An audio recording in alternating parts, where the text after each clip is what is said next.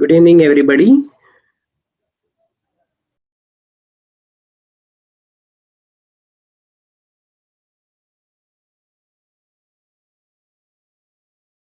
तो सभी को नमस्कार और आज हम हमारा आज का सेशन शुरू करते हैं। मैं डॉक्टर कीर्तिराज वटकर। आज का सेशन हम स्टार्ट करने के पहले मुझे बताया गया है कि आज का जो ऑडियंस है उसमें से काफी actually someone can take the host control because every time it is coming and popping up that जो लोग है वेटिंग रूम से उनको एंट्री दो करके। कैन यू सम किसी एडमिट ऑल। हर थोड़ी थोड़ी देर में वो आ रहा है तो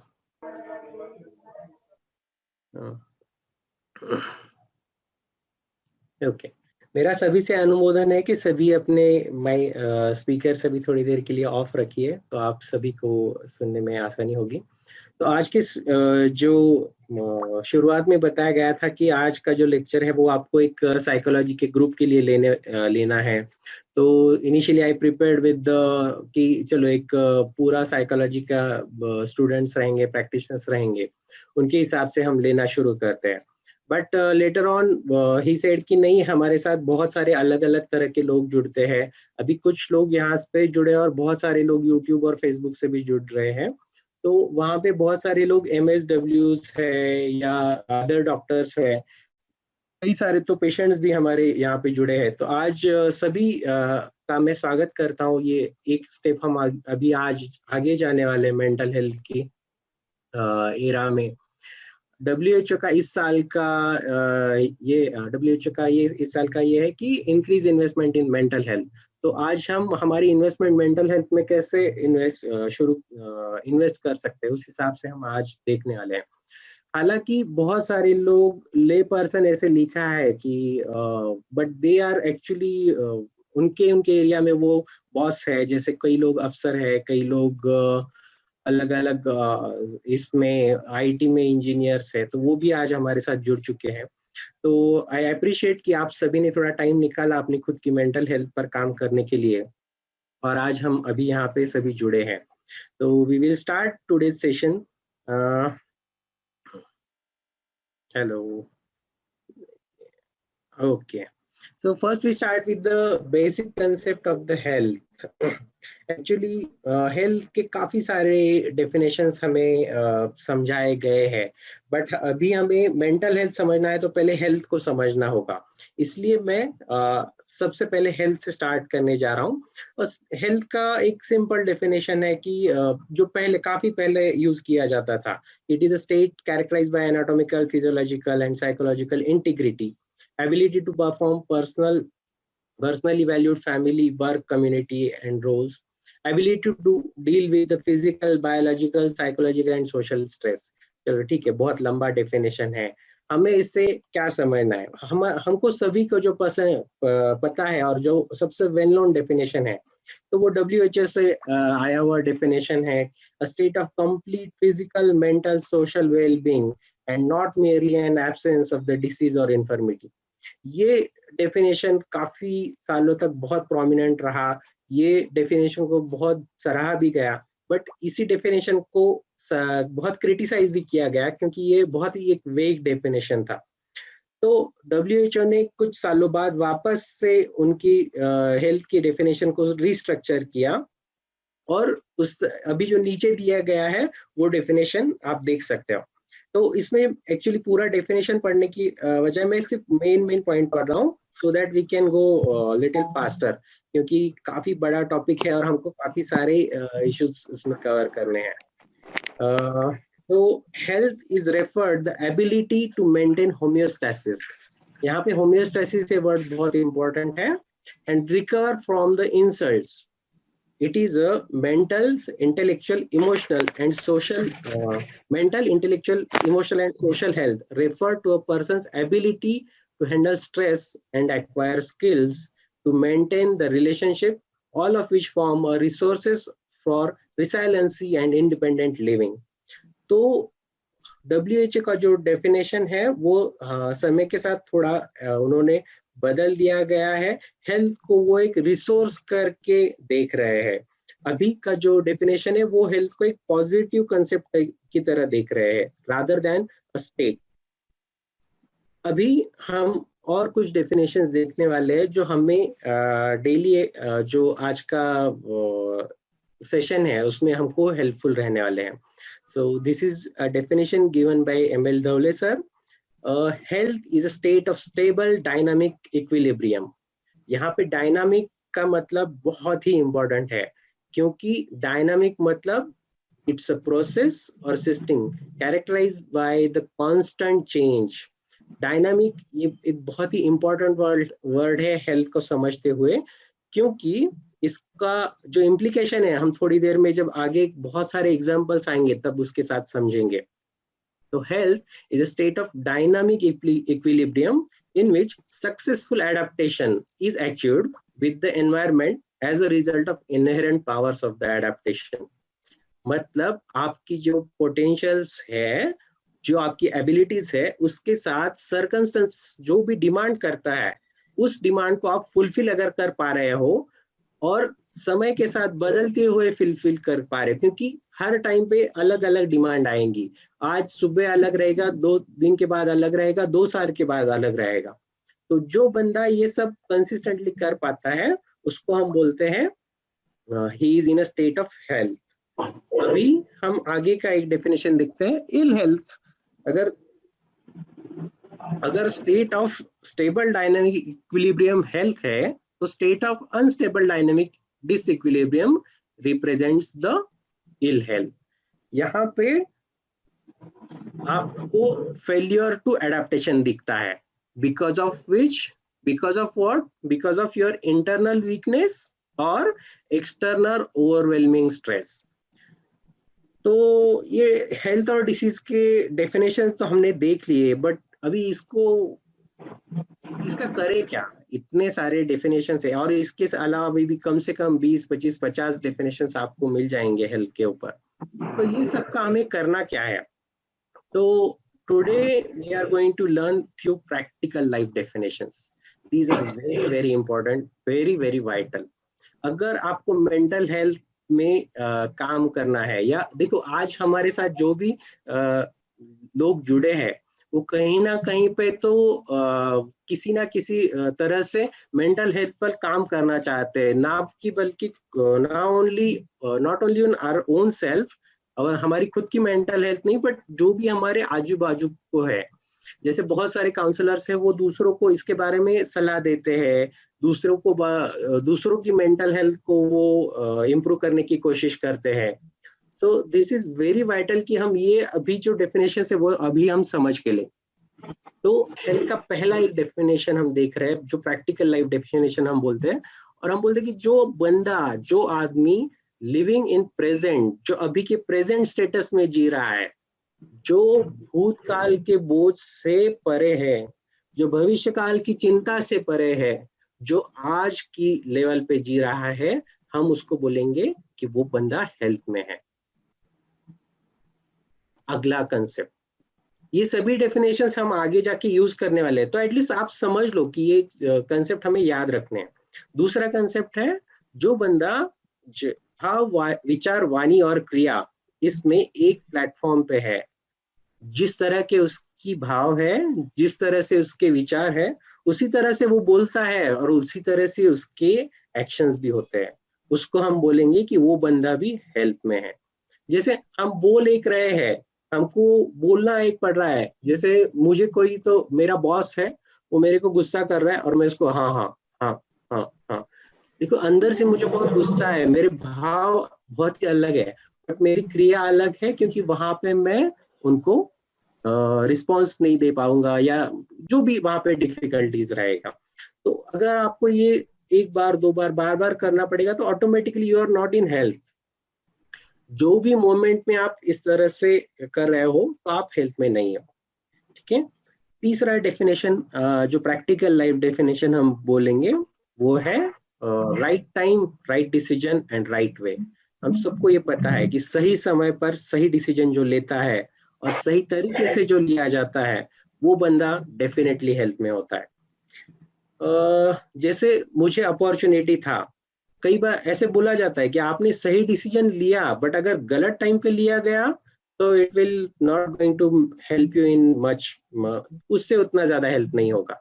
सही डिसीजन लिया और वो गलत तरीके से लिया गया तो भी आपको उसका उतना हेल्प नहीं होगा। पर आप अगर सही डिसीजन सही टाइम पे ले सकते हो और सही तरीके से ले सकते हो और कंसिस्टेंटली अगर ले सकते हो तो आपको definitely you are in health और डेफिनेटली आपका प्रोग्रेस होना लाजमी है। तो ये कंसिस्टेंटली वर्ड हम यहाँ पे देखेंगे। देखो राइट टाइम पे राइट डिसीजन लेना इज नॉट मतलब, देखो ये एक डायनामिक, अगर स्टेट हेल्थ का स्टेट अगर डायनामिक है, बदलते रहा है, तो हमको हमें हमेशा चेंज करते रहना पड़ेगा। We can not fix in one pattern.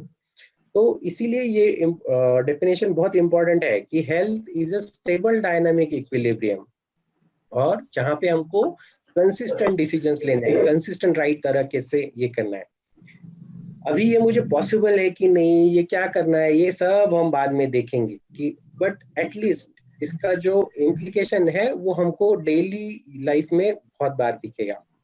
अगला एक डेफिनेशन है हेल्थ का, फ्लेक्सिबिलिटी और फिक्सिटी।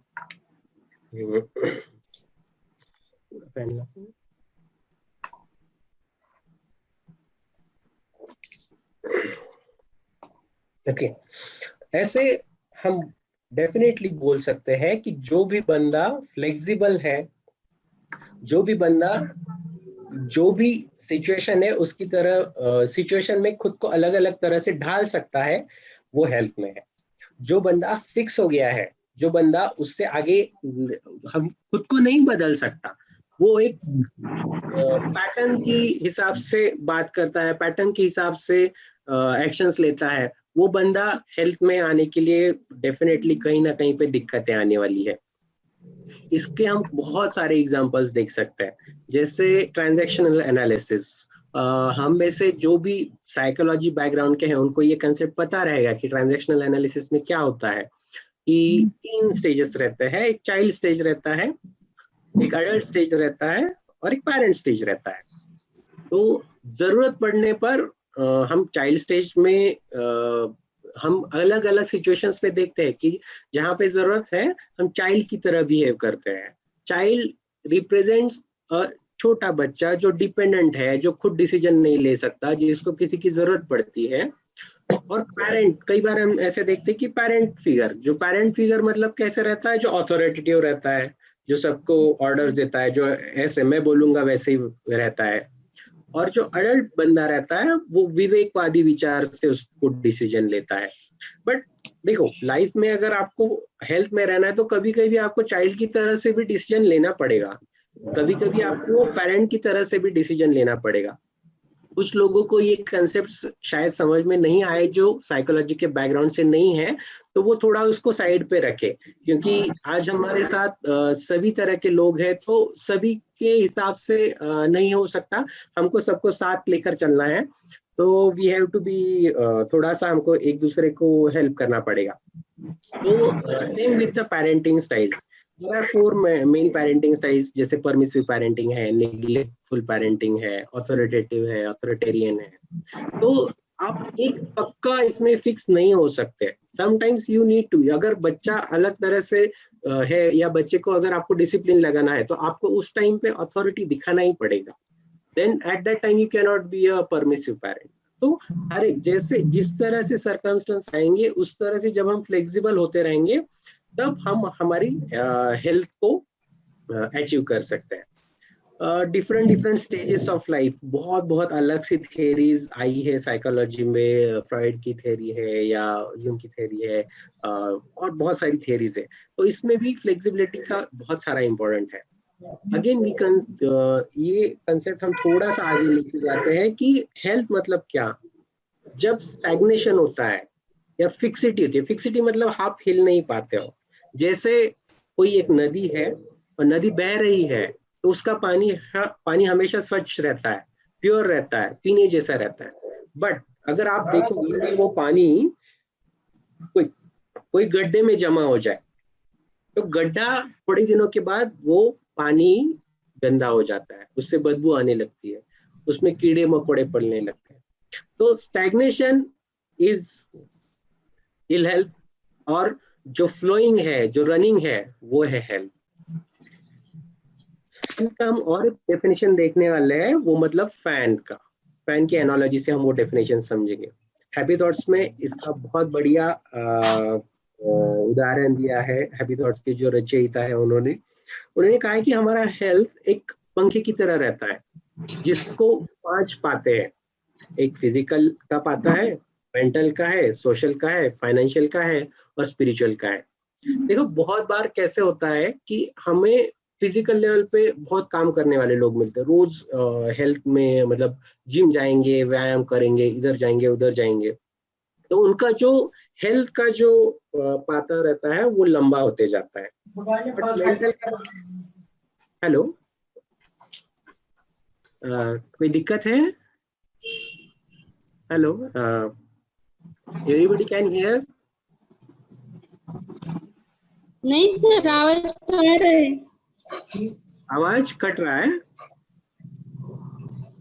हेलो, आवाज आ रहा है सर। कंटिन्यू आवाज आ रही है sir, continue continue sir. Okay, समझ में आ रहा है ना सभी को या?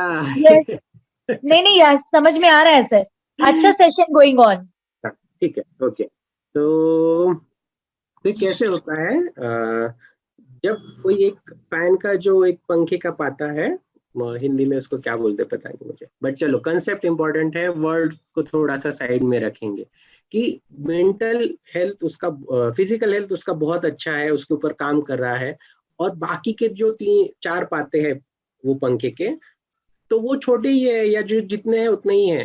तो आप इमेजिन करो कि एक ही पाता बहुत बड़ा है, तो वो पंखा कैसे घूमेगा? या वो 2 चीजों पे काम कर रहा है, फाइनेंशियल लेवल पे भी बहुत काम कर रहा है, फिजिकल लेवल पे भी बहुत काम कर रहा है, लेकिन बाकी के पाते छोटे ही रह गए, तो फिर दिक्कत आने वाला है। एक्चुअली हेल्थ मतलब क्या है? जब हम सभी तरह से एटलीस्ट एक सर्टन लेवल पे अच्छे से ग्रो हो रहे हैं, देन वी कैन से कि we are in a good mental health या good state of health. Not even mental health, अभी हम थोड़ा सा बाजू में रखेंगे। मेंटल हेल्थ से ज्यादा इंपॉर्टेंट है कि पूरा हेल्थ का कंसेप्ट हम पहले समझे, फिर हम मेंटल हेल्थ पे भी जाएंगे। और सच पूछो ना, तो मेंटल हेल्थ और फिजिकल हेल्थ बहुत ज्यादा डिफरेंस नहीं है, बहुत, दोनों बहुत इंटरलिंक्ड है, दोनों बहुत एक दूसरे से जुड़े हुए हैं। उसके बारे में हम थोड़ी देर से बात करेंगे। तो जब भी हमारा लाइफ एक फैन की तरह हम सबको बैलेंस करते हुए आगे जाते हैं, खुद को देते हैं, समय देते हैं, सभी जगह पे हम काम कर रहे हैं। मेरा फिजिकल हेल्थ भी अच्छा है, मेंटली भी मैं मेरा मेंटली मतलब इमोशनल और इंटेलेक्चुअल 2 सेक्टर्स में आता है। तो मेंटली मतलब emotional, intellectually I am very good in sound senses. Social level पे मैं मेरे सभी से अच्छे रिलेशंस है। क्योंकि देखो आपके जिंदगी में अगर 2-4 भी रिलेशन ऐसे रहे कि जिससे आपको दिक्कत है या जिनको आपसे दिक्कत है, तो भी आप थोड़ा खुश नहीं रह पाओगे, सेटिस्फाइड नहीं रह पाओगे, और फिर वो आपको मेंटल हेल्थ अचीव करना डिफिकल्ट हो जाएगा। अभी हेल्थ के जो पैरामीटर्स है, इसमें हमने पहले कुछ डेफिनेशंस में और अभी के कुछ डेफिनेशंस में एक बार 2-3 एक वर्ड काफी बार आया कि जैसे यहाँ पे लिखा है पोटेंशियल। पोटेंशियल मतलब आपका पोटेंशियल, ये जो चीज है ना, वो बहुत बहुत इंपॉर्टेंट है, और इसको हमें हर जगह पे समझना है, क्योंकि ये अभी बहुत सारी जगह पे रेफरेंसेस में आएगा आगे जाते हुए भी केसेस में। एक ही मिनट है जस्ट।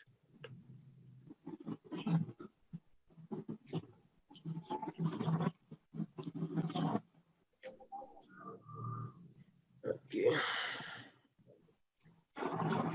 ठीक है। तो दिस इज वेरी इंपॉर्टेंट कि पोटेंशियल मतलब क्या।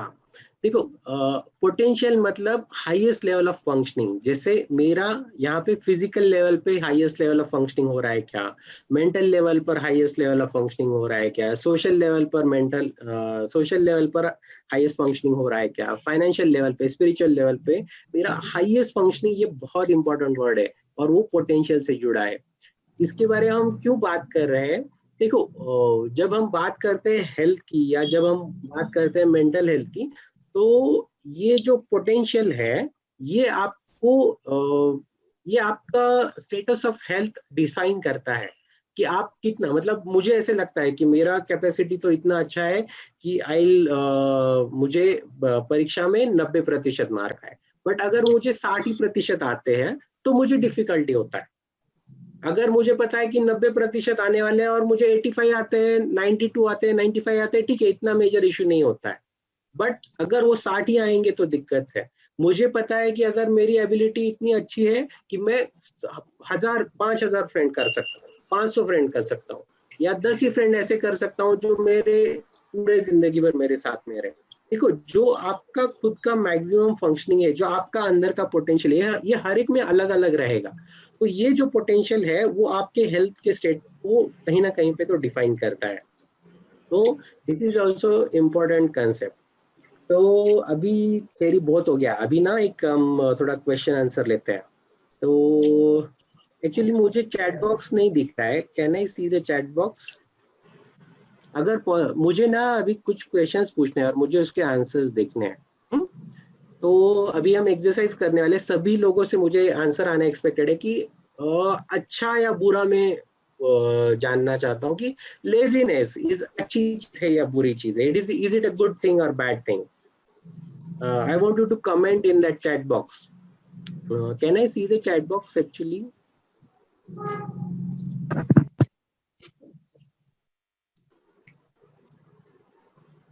Hello, Mahesh, are you there?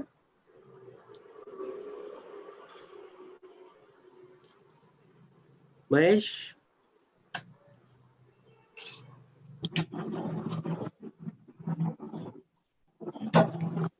Sir हाँ, बोलो सर. ऍक्च्युली चॅट बॉक्स मध्ये काय आन्सर्स येत आहेत ते मला एकदा कोणी सांगू शकतं का? Can someone define the answers in the chat box? अच्छा, बॅड थिंग्स आहे. Okay. हाँ, bad things.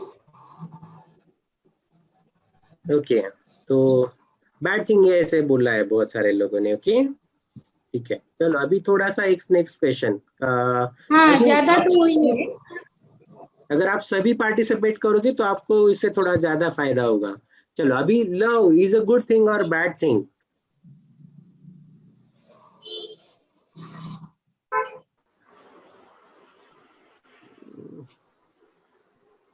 Okay, I can see chat box.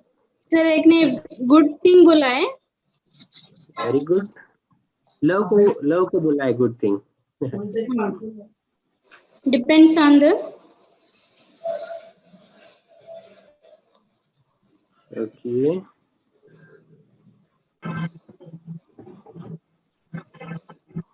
चलो बहुत सारे लोगों ने लव को अच्छा बोला है, इसको बैड बोला है, अभी देखेंगे। चलो अभी एक और हम एक क्वेश्चन लेने वाले हैं and then we can open up. अभी सबको ना अभी ना आपके थोड़े ऐसे रीजन लिखो ना, जो भी लिख रहे हैं ना, गुड है या बैड है, तो can someone write down their reasons कि love is good, laziness is bad? जिस थोड़ा सा आप रीजन लिख सकते हो।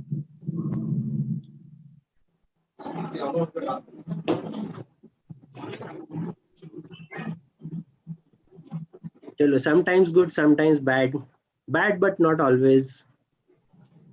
Bad things because it is reducing our productivity. Good.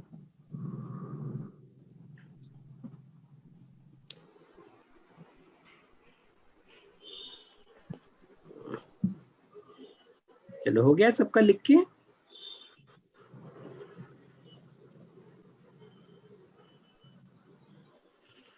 Okay, love is good as long as it is in its limit, but anything in excess isn't good. Okay, very good lecture, very good answer. Good, a bad depend on the purpose and intention. Very good. चलो ठीक है, अभी मैं और एक question पूछने जा रहा हूँ यहाँ पे। अभी मुझे एक दो बच्चे हैं और अभी 12th का रिजल्ट आया है, उसमें से 68 को 81%, 87% आए हैं। तो according to you who is more successful? Chat box में लिखने की जरूरत नहीं है, मुझे पता है। अगर हाँ किसी को बोलना है 68% वाला बंदा ज्यादा सक्सेसफुल है तो वैसे लिख दो, मैं एक बार चेक करता हूँ चैट बॉक्स में। किसी ने लिखा है क्या?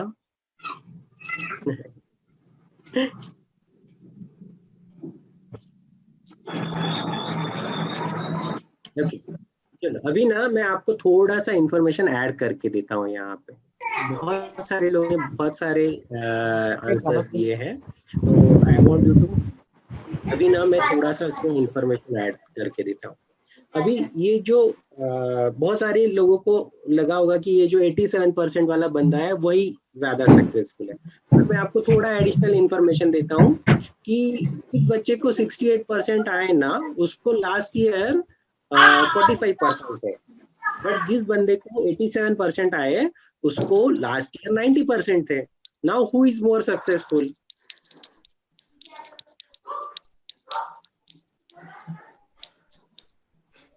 ओके, कुछ लोगों ने लिखा है कि success is not dependent on percentage. ठीक है, चलो अभी हम परसेंटेज वाले सक्सेस की बात कर रहे हैं।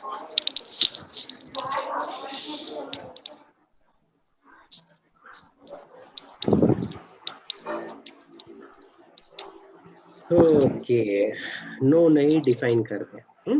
तो अभी हमें हम थोड़ा सा आगे जाते हैं। अगर ये कंसेप्ट हमको समझना है ना तो हम थोड़ा सा आगे जाते हैं।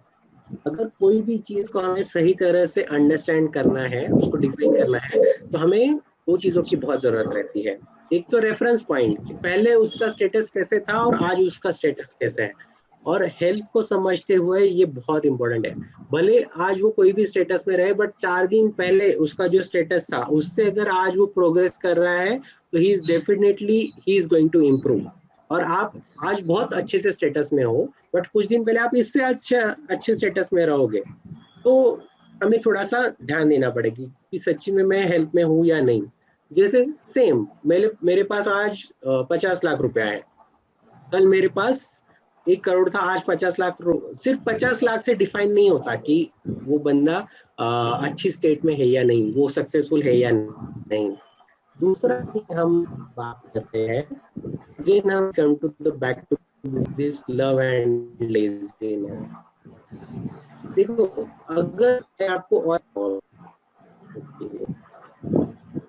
कि ये जो लव का जो कनेक्शन, लव जो है ना, तो एक माँ है जो अपना पौने 2 साल का उसके, और उसको दूध चाहिए रहता है। वो अभी वीनिंग के प्रोसेस में, बट उसको वीनिंग हो नहीं रहा है, उसको हमेशा दूध चाहिए ही रहता है, और वो दूध तो लेता ही है, और इवन जो बाकी का दूध है तो वो भी वो पीता ही रहता है, कुछ खाना नहीं खाता, कुछ नहीं करता।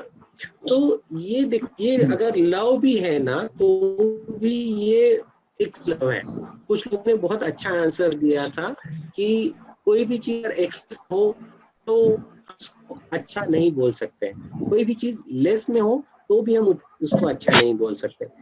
जैसे बच्चा है चोरी कर रहा है, बट माँ का प्यार इतना है कि नहीं मेरे बच्चे ने कुछ नहीं किया, तो दिक्कत आने वाला है, उसको 2 थप्पड़ लगाना जरूरी है उस जगह पे।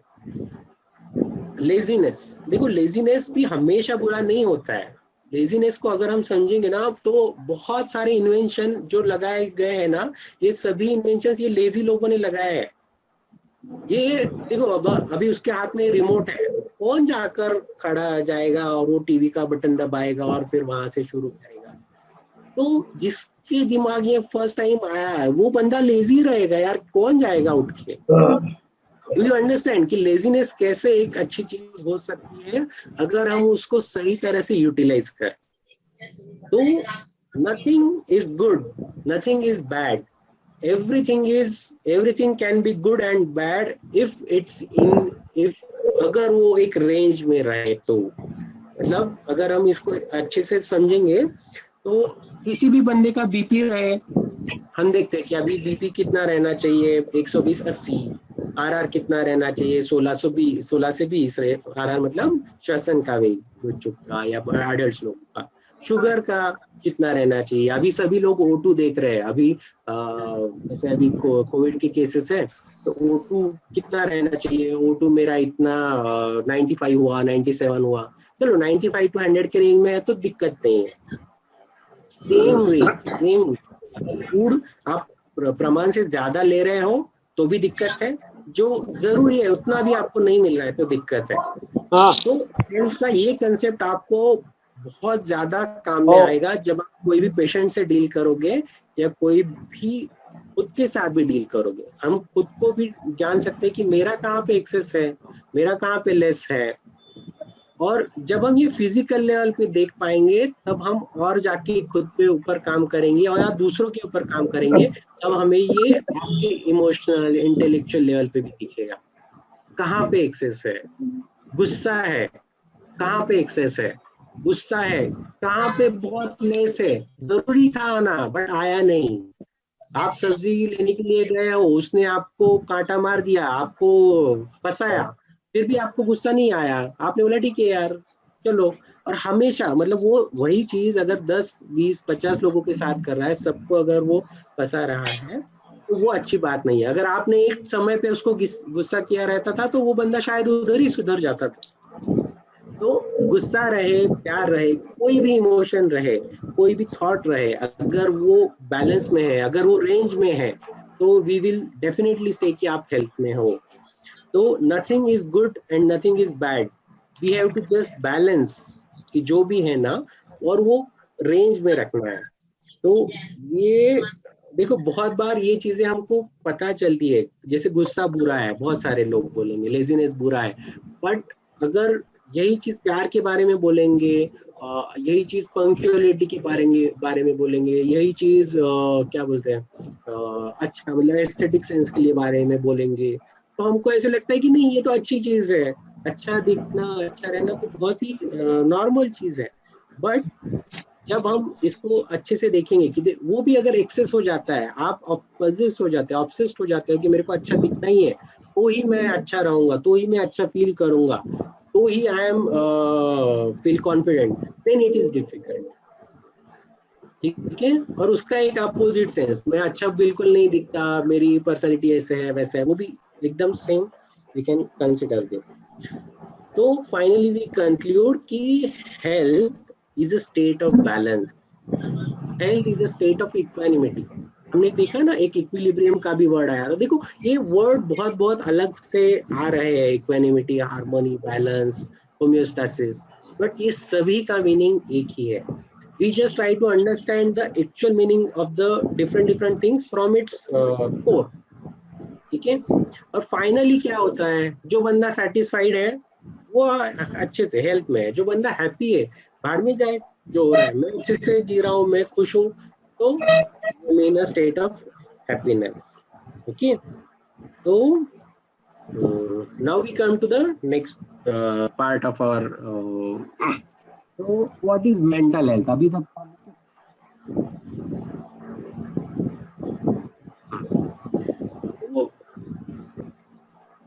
मेंटल हेल्थ मतलब क्या है।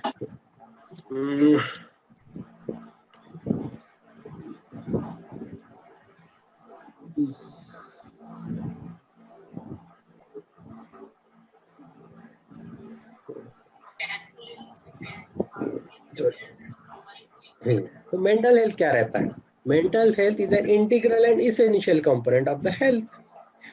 देखो हेल्थ का हमने डेफिनेशन देखा ना कि it is not merely an absence of this and this and more than that. So in a similar way mental health is also more than just the absence of mental disorder or disabilities.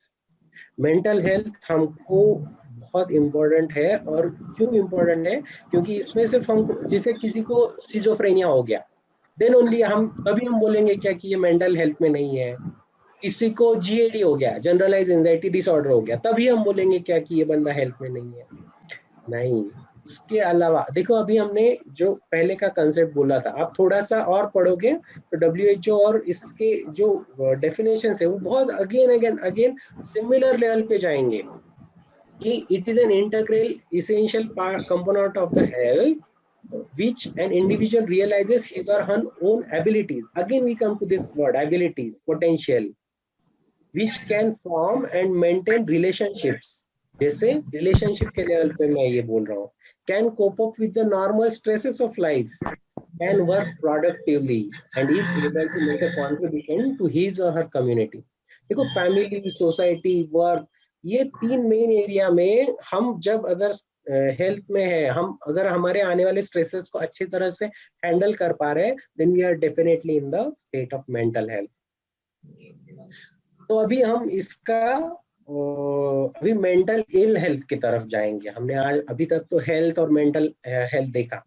जब very simple, अगर मैं present में नहीं जी रहा हूँ, मैं future में जी रहा हूँ, मैं पास्ट में जी रहा हूँ, जैसे कुछ हुआ था 2 साल पहले, 5 साल पहले, और आज तक भी मेरे मन से वो चीजें नहीं गई है।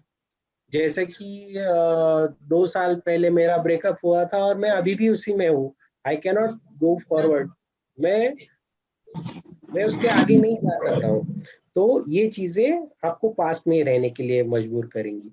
या सिंपल वे, बहुत बार झगड़ा होता है हमारा किसी के साथ और हमको याद आता है, यार उसने मुझे ऐसे बोला था, ये बंदी ने मेरे को ऐसे बोला। हस्बैंड वाइफ को तो ये बहुत अच्छे से पता है, तो वो छोड़ दो।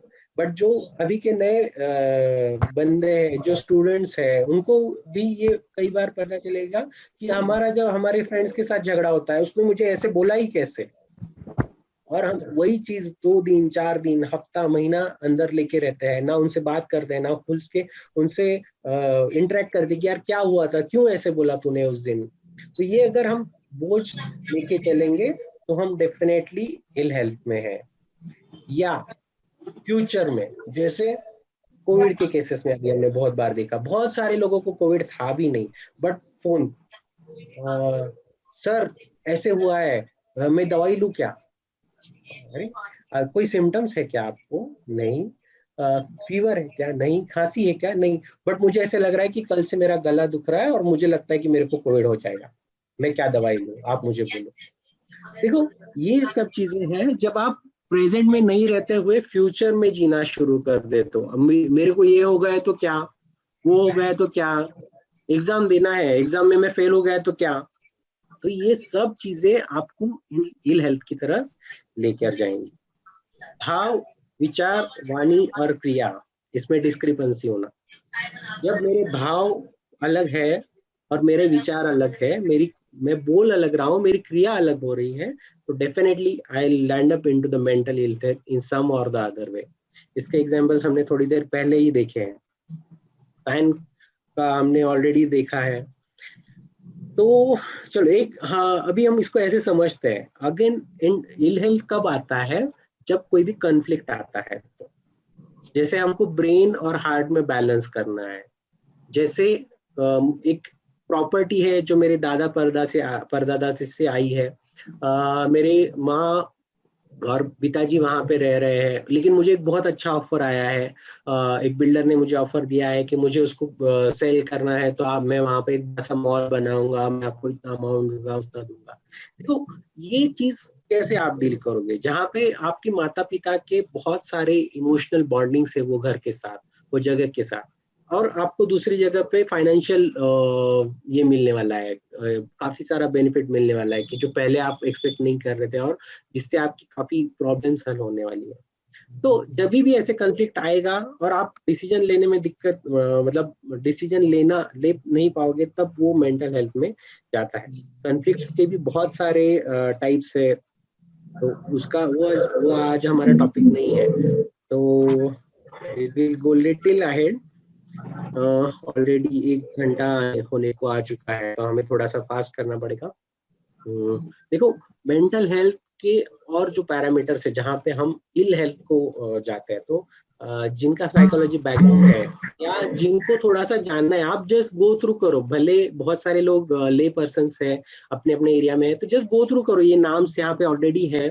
तो फ्रॉइड का कंसेप्ट क्या है, एरिक एरिक्सन का कंसेप्ट क्या है, मैस्लो का कंसेप्ट क्या है, अगर इनको हम समझेंगे ना, तो हम आसानी से समझ पाएंगे कि ये लोग क्या कहना चाहते थे, ये लोग इतने फेमस क्यों है, ये लोग इन्होंने ऐसा क्या काम किया है कि जिसकी वजह से हम खुद को ज्यादा अच्छे से समझ पा रहे हैं, ना कि खुद को हम सामने वाले को भी अच्छे से समझ पा रहे हैं और उसको कुछ लेवल तक हम अच्छे से गाइड भी कर पा रहे हैं। तो इन सभी ने ये बहुत सारे साइकोलॉजिस्ट ने बहुत अच्छा काम करके रखा है। You really go through all this people. तो वी विल स्टार्ट विद जैसे हेलो, एनी क्वेश्चन? ओके, ठीक। तो फ्रॉइड का जो कंसेप्ट है उसने 3 स्टेजेस, 3 नहीं मतलब उसने 5 स्टेजेस दिए हैं डेवलपमेंट के, बट उसका बहुत इंपॉर्टेंट डिस्कवरी है डिफेंस मैकेनिज्म का, तो उसके ऊपर हम थोड़ी देर में बात करेंगे। एरिक एरिक्सन ने कुछ स्टेजेस दिए हैं डेवलपमेंट के। ये सब स्टेजेस में ना रियल एज इंपॉर्टेंट नहीं रहता है, बट जो स्टेज में आप हो, जो स्टेज में आप अटक जाते हो, वो इंपॉर्टेंट रहता है। अगेन यहाँ पे मेंटल हेल्थ की साइड में मैंने लिखा है स्टक और फिक्स्ड। जैसे मैस्लो का डायग्राम है, तो उसके ऊपर भी हम थोड़ा सा बात करेंगे। बहुत सारी थेरीज है, रेडीमेड मटेरियल है, आपको पता चल जाएगा अगर आपको खुद के ऊपर काम करना है या लोगों के ऊपर भी काम करना है। तो कि where exactly I am getting stuck, where exactly my client is stuck, where exactly my friend is stuck, मेरा हस्बैंड कहाँ पे स्टक है, मेरी वाइफ कहाँ पे स्टक है, मेरा बच्चा कहाँ पे स्टक है। तो अगर हम थोड़ा सा काम करेंगे तो भी हम काफी हद तक ये मेंटल हेल्थ को और इल हेल्थ को समझ पाएंगे। एक्चुअली स्टक देखो, बहुत सारे थेरीज है, बहुत सारे अलग लोगों ने अलग अलग पर्सपेक्टिव डाले। जैसे होम्योपैथी में है, अलग अलग स्कूल्स है, अलग अलग ये है, बट सभी का ऑब्जेक्टिव एक ही है। Actually please those who have keep their mics, please बंद कर दीजिए, थोड़ा सा डिस्टर्बेंस हो रहा है. वाट बघतो. थोडं नंतर वाट बघितली तर चालेल का? चलो ठीक है. तो हम मेंटल इल हेल्थ पे थे, तो बहुत सारी थेरीज है, वी हैव टू जस्ट चलो कि अभी हम थोड़ा सा देखते कि कैसे ये थेरीज हमको हेल्प करते हैं. मैस्लो का थेरी बहुत फेमस है इसमें साइकोलॉजी में, तो सबको पता है कि मोटिवेशन के लिए या बाकी बहुत सारी चीजों के लिए मैस्लो का ये हमेशा पूछा जाता है, या बहुत बार एग्जाम में भी आता है. डेफिसिट नीड कौन से रहता है, बीइंगनेस नीड्स कौन से रहते हैं, बहुत सारी चीजें हैं. तो देखो अभी उन्होंने एक ये दिखा है कि हर एक हायरार्की है. जैसे पहले अगर आपके फिजियोलॉजिकल नीड्स सेटिस्फाई हो गए तो आपको सेफ्टी नीड्स की जरूरत, मतलब सबको सभी की जरूरत है, बट उसका एक हायरार्की है. सबसे पहले क्या, सबसे बेसिक ये नहीं रहेगा फिजियोलॉजिकल, तो you can not even survive. अगर सेफ्टी नीड्स रहेगा तो उससे एक बार आप सर्वाइव हो गए तो आपको सेफ्टी चाहिए. एक बार आप सेफ्टी मिल गई, सर्वाइव भी हो गए, तो आपको लव और बिलोंगिंगनेस चाहिए. फिर आपको परफॉर्म करना है, सेल्फ स्टीम चाहिए, फिर आप जाओगे सेल्फ एक्चुअलाइजेशन की तरफ. तो ये क्या बोलते हैं कि सेल्फ एक्चुअलाइजेशन मतलब क्या, desires to become the most of that one can be. देखो ये बहुत इंपॉर्टेंट वर्ड है. जैसे हम काफी समय से बात कर रहे हैं पोटेंशियल या इनेट एबिलिटीज, तो desire to become the most one can be. अगर मेरी डिजायर थी सचिन तेंदुलकर बनने की, मेरी डिजायर थी विराट कोहली बनने की, मेरी डिजायर थी लता मंगेशकर बनने की, मेरी डिजायर थी माइकल जैक्सन बनने की, और मैं वो बन पाया. Desire to become the most that one can be, ये सब जो है ना, ये हमें इंपॉर्टेंट है. पर देखो हम अटक कहाँ पे जाते हैं, अटक कैसे जाते हैं. जैसे यहाँ पे हम फर्स्ट एग्जांपल लेते हैं कि फिजियोलॉजिकल नीड्स में फूड है.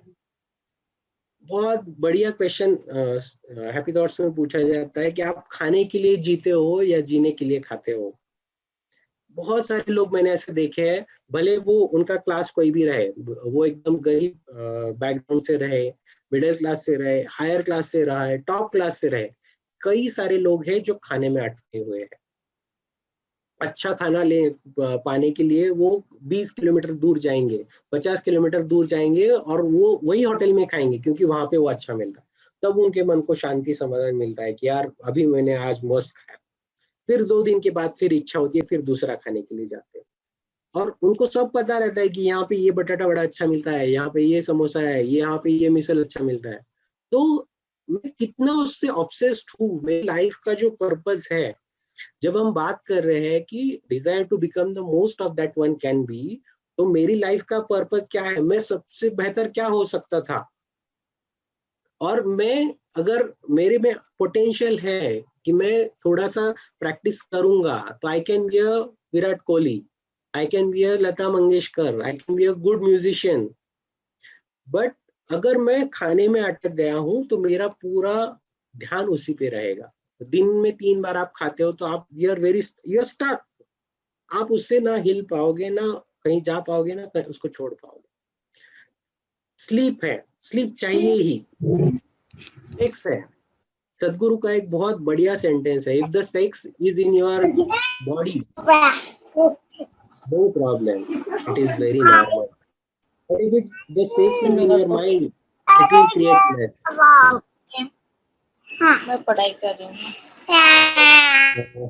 हाँ, आवाज आ रहा है बीच बीच में। चलो ठीक है। तो सभी को अनुमोदन है कि आप अपना स्पीकर म्यूट पे रखें तो डिस्टरबेंस नहीं होगा, काफी सारे लोग सुन रहे हैं तो सभी को आसानी होनी चाहिए। अगर हम एक मेंटल हेल्थ सिर्फ इंडिविजुअल पे नहीं ले रहता है, मेंटल हेल्थ सोशल लेवल पे रहता है, मेंटल हेल्थ यूनिवर्सल लेवल पे रहता है। तो अगर मुझे मेरी मेंटल हेल्थ अच्छी करनी है तो मुझे ग्रुप का भी मेंटल हेल्थ का जरूर ध्यान रखना पड़ेगा। अगर आप ग्रुप में उसका ध्यान नहीं रखोगे तो डिफिकल्ट है। इट इज माय रिस्पॉन्सिबिलिटी कि मेरी वजह से और किसी को दिक्कत नहीं हो, मेरी वजह से बाकी किसी को, it is also part and parcel of mental health. देखो, फिर आगे हम जाते हैं थोड़ा सा, अभी आगे लोग कहाँ पे अटकते हैं? सिक्योरिटी में।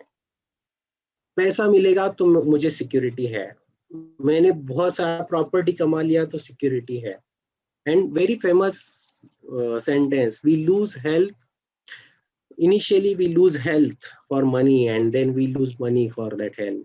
तो क्या जिए आप? अगर आप जिंदगी भर पैसे के पीछे भाग रहे हो, प्रॉपर्टी बनाने के पीछे भाग रहे हो और आपको हेल्थ कॉम्प्रोमाइज करना पड़ रहा है और एक सर्टेन लेवल के बाद आपका हेल्थ काम करना बंद हो जाता है और आपने ही बनाया हुआ पैसा सिर्फ आपको अलग अलग जगह पे खर्चा करना है। It is not only about money but the quality of life is very difficult. अगर आपको डायबिटीज हो गया है या आपको हाइपरटेंशन हो गया है तो आपका जो जिंदगी का क्वालिटी है वो बहुत गड़बड़ हो जाता है। And all these are diseases are very related with the mental and physical health in combine. हम थोड़ा सा और आगे जाते हैं, जैसे सेल्फ स्टीम।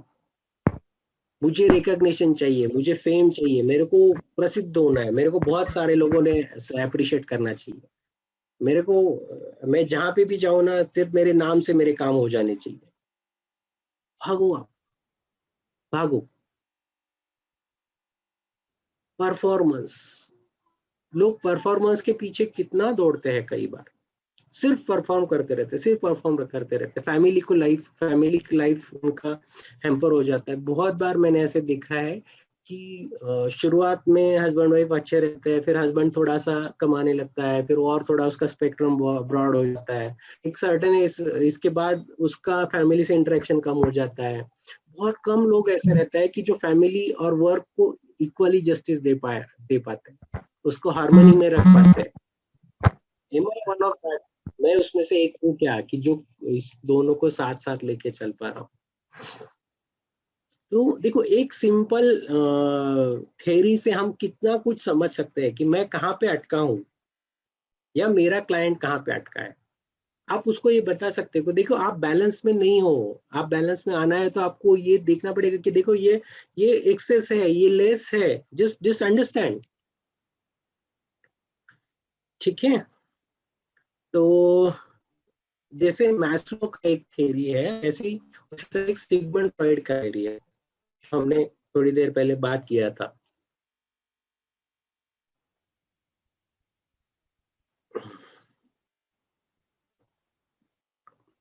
फ्रॉइड ने बहुत अच्छी तरह से बताया है कि इड, ईगो और सुपर ईगो कैसे काम करता है। इसमें से यहाँ पे जो ईगो का कंसेप्ट है, बहुत सारे लोग जो साइकोलॉजी के बैकग्राउंड से नहीं है, मैं उनको बताना चाहूंगा कि ये ईगो और जो हम रेगुलर में रूटीन में जो बात कर रहे हैं वो ईगो टोटली डिफरेंट है। इड ये एक इंस्टिंक्टिव रहता है जिसको इम्पल्सेस रहता है, और सुपर ईगो एक मॉरल प्रिंसिपल पे चलता है कि ये करो, ये सही है, ये गलत है।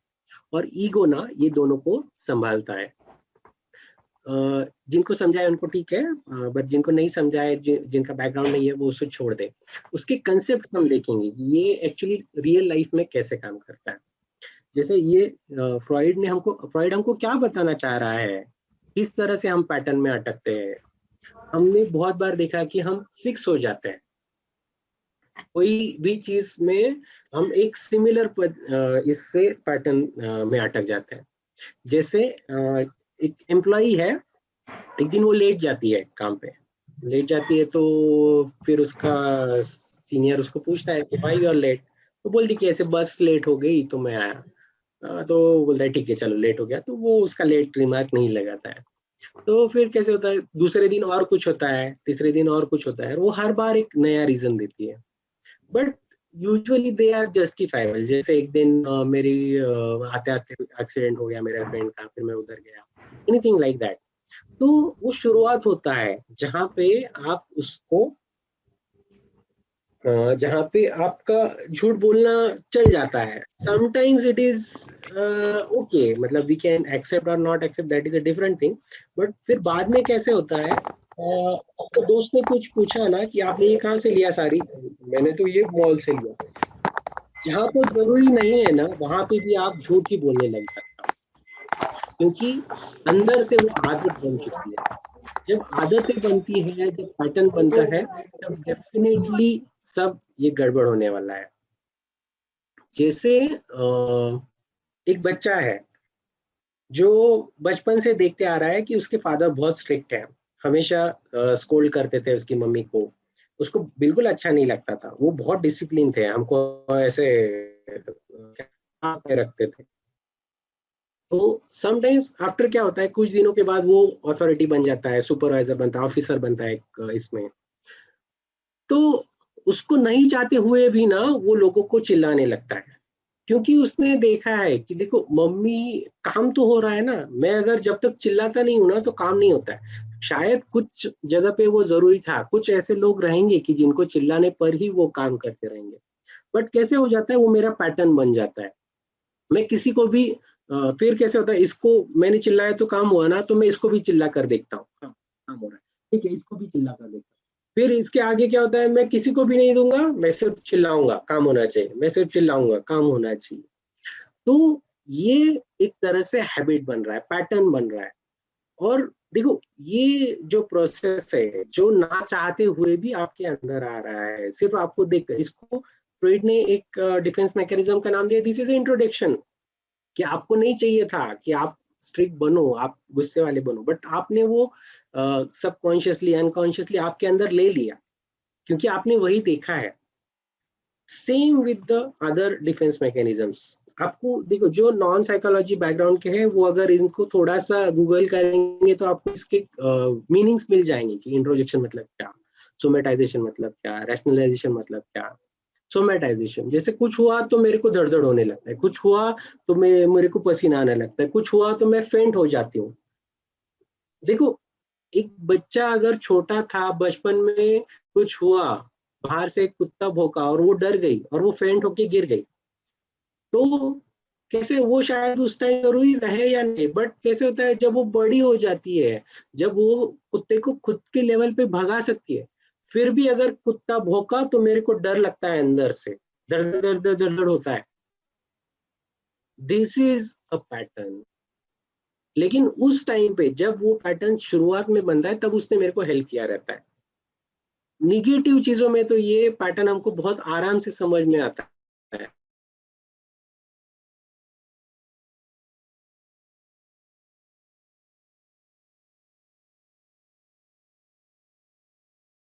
वहां तक सुना है सबने, ओके है ना? ठीक है। अभी तक समझ में आ रहा है सभी को हम क्या बात कर रहे हैं? Yes yes. Okay, are you able to understand what is the concept I am trying to, तो क्या जो बात कर रहा है वो तो कहाँ तक सुना कि जहां तक somatisation is also okay. Okay, तो उसके बाद ये सुना क्या कि पंक्चुअलिटी के ऊपर सुना। Hello hello. जी सर, सुना सुना, कंटिन्यू कीजिए सर, कंटिन्यू कीजिए। क्योंकि ये इंपॉर्टेंट कंसेप्ट है, अगर पंक्चुअलिटी पर नहीं सुना रहेगा तो आई जस्ट सम अप कि देखो निगेटिव चीजें समझ में आ जाती है, बट पॉजिटिव चीजें समझ में आना बहुत डिफिकल्ट है, और फटाक से समझ में नहीं आती है, और आती है तो भी फिर वो मिस आउट हो जाती है, क्योंकि ये तो अच्छी चीज है, हमको सिखाया गया है बचपन से लेकर कि ये अच्छा है, ये अच्छा है, ये अच्छा है। तो दूसरों से हम जब खुद के जैसा एक्सपेक्टेशन करें तो डेफिनेटली हम इल हेल्थ की तरफ जा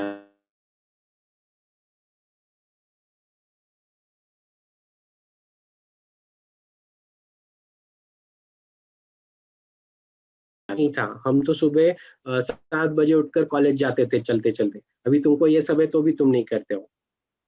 या बहुत सारी मदर इन लॉ, आपको बहुत बार आपने ये सुना रहेगा कि मेरी मदर इन लॉ बोलती कि यार हमारे टाइम पे तो ऐसे नहीं था, तुम ऐसे क्यों कर रहे हो, मैंने जैसे सीखा था वैसे ही तूने सीखना चाहिए, मैंने जैसे सफर किया मेरी मदर इन लॉ के साथ वैसे तूने सफर करना चाहिए। ऐसे उसका एक इनडायरेक्ट कोरोलरी रहता है। सब चीजें आपको इल हेल्थ की तरफ ले जाती है। जब भी आप स्टक हो जाओगे, जब भी आप पैटर्न में अटक जाओगे, देखो डिफेंस मैकेनिज्म्स ना अच्छे या बुरे नहीं रहते, शुरुआत में वो बहुत अच्छा काम करते हैं, बट जब आप वो पैटर्न में अटक जाते हो ना, तब वो एक्चुअली डिफिकल्टी क्रिएट करते हैं। तो देखो मतलब कितना अच्छा क्वालिटी था कि तुम पंक्चुअल थे, तुम उससे और कितना ज्यादा अचीव कर सकते थे, but just because you start expecting that from everybody else, you will be lost. आगे जाकर आपके रिलेशंस अच्छे नहीं रहेंगे, और ना आपका फिर अगर आपका टीम में अगर आपका रिलेशन अच्छा नहीं रहेगा, सबको आप चिल्लाते रहोगे, सबके ऊपर आप गुस्सा करोगे, तो definitely you will land up into the ill health. So again now we come to the counselling. Counselling मतलब क्या? अभी तक तो हम सिर्फ हेल्थ और इल हेल्थ के कंसेप्ट देख रहे थे। अभी काउंसलिंग मतलब क्या? काउंसलिंग मतलब सलाह देना। But is it really that simple? Is it really that simple? Counselling का यहाँ पे मैंने डेफिनेशन लिखा है कि it is a process or ability to listen and respond in a way that will help individual to accept and use this information to solve their own problems and attain their potential. देखो कितना simple definition है, but सच में हमको ये definition समझ में आया है क्या? एक्चुअली ये डेफिनेशन में जो बताना चाहते हैं, जो इसने वो लिखा है, क्या हम सचमुच समझ पाए हैं क्या? इसको मैं थोड़ा सा share your screen. Share. Haven't I? Okay. Now can you see? Yes, sir. ये फ्राइड तो हमने देखा। फिर अभी तक हमने काउंसलिंग पे बात नहीं किया है, तो अभी हम काउंसलिंग पे भी बात करेंगे, लेकिन बहुत सारे कंसेप्ट ऑलरेडी आप समझ चुके हो। Still I want you to focus on this concept. अभी ये डेफिनेशन समझते हुए कुछ शब्दों को मैंने हाईलाइट किया है। तो ये जो हाईलाइट किए वर्ड है ना, उसके ऊपर हमको ध्यान देना है, क्योंकि ये वर्ड बहुत कुछ बताते हैं। देखो फर्स्ट टाइम हमने जब एकदम प्लेन डेफिनेशन सुना या समझा, तो उसका अंडरस्टैंडिंग और ये 2-5 मिनट के बाद आपका ये डेफिनेशन का अंडरस्टैंडिंग एक पूरा अलग होने वाला है। I will guarantee you. जिस तरह से आप ये समझ रहे हो, उस तरह से आप काउंसलिंग करने वाले हो, उस तरह से आप सलाह देने वाले हो। और सलाह देना काउंसलिंग सिर्फ क्लिनिकल सेटिंग में नहीं होता है। हमारे दोस्त हमको पूछता है ये क्या हुआ यार, क्या करूँ इसका, ये करूँ कि नहीं करूँ। फिर हमारी मतलब बच्चियां पूछती है अपनी मम्मी को कि ये करूँ कि नहीं करूँ, कितना डालूं कितना नहीं डालूं, ऐसे कुक करूँ या वैसे कुक करूँ। देखो हाँ, ये काउंसलिंग का जो प्रोसेस है ना, ये इतना सिंपल और इजी हो सकता है अगर आपने समझ के लिया तो, जैसे हम किसी को गाइड करते हैं वैसे। तो शायद पहले कुछ शब्दों का वर्ड आपको मीनिंग आपको पता रहेगा। लिसन मतलब क्या है? जैसे लिसन मतलब क्या, we will start with the starting, शुरुआत से शुरू करते हैं कि it's a process, ability to listen. Listen करते वक्त हम क्या करते हैं, लिसन और हियर में काफी फर्क है, काफी फर्क है। समझ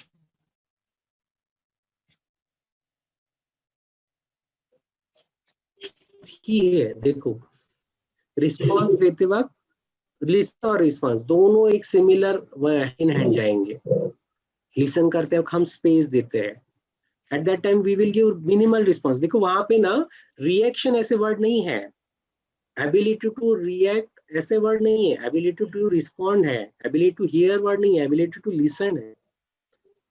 क्या हम हमारे जो क्लाइंट है या जो बंदा हमसे बात करना चाहता है, जो हमको उसका प्रॉब्लम शेयर कर रहा है, क्या हम उसको दिल से सुन रहे हैं? आजकल तो हमको अपनी ही बात बतानी होती है, मेरा ही बताना रहता है। मेरे ये दोस्त ने मेरा नहीं सुना तो मैंने उससे बात करना छोड़ दिया। मैं उसको इतना बता रही थी, इतना हुआ मेरे साथ, उतना मेरे को बोला मेरे पापा ने, मैंने उसको थोड़ा सा बोला तो उसने सुन के भी नहीं लिया, वैसे ही हंस के निकल गई। क्या हम सुन रहे हैं? सच्ची में हम सुन रहे हैं क्या? क्या हम समझ रहे हैं? देखो रिएक्ट करने में ना कोई ज्यादा एफर्ट नहीं लगता है, रिएक्ट तो अपने आप हो जाता है। किसी ने मेरे को गाली दिया, मेरे को उसको गाली देना है, बहुत स्पॉन्टेनियस रिएक्शन बहुत लोगों से हो जाता है। रिस्पॉन्स देने के लिए ट्रेनिंग लगती है, खुद को समझना पड़ता है। ये बंदे ने मेरे को अभी अच्छा नहीं बोला तो ये क्यों नहीं बोला रहेगा, सचमुच मैंने अच्छा नहीं किया क्या, मुझे और उसके ऊपर काम करना चाहिए क्या? हर टाइम पे मुझे अलर्ट रहना जरूरी है। देखो कोई भी पेशेंट आपको कोई भी चीज बताता है ना, तो you need to be very alert and aware. एक सिंपल क्वेश्चन जब पूछा जाता है कि आपका और आपके फादर का रिलेशन कैसा था, वो बंदा रिप्लाई देता है गुस्से वाला नहीं था, अच्छा था। देखो कितना एक सेंटेंस है, but it can give you a lot of information about what is going inside, जिसको हम बोलते हैं कि reading in between the lines. कोई बंदा अगर ऐसे बोले कि नहीं मेरा और मेरे पापा का रिलेशन तो बहुत अच्छा है, आई अप्रिशिएट हिम, मैं उनके जैसे बनना चाहता हूँ, अरे एकदम बढ़िया मस्त, हम तो दोस्त थे,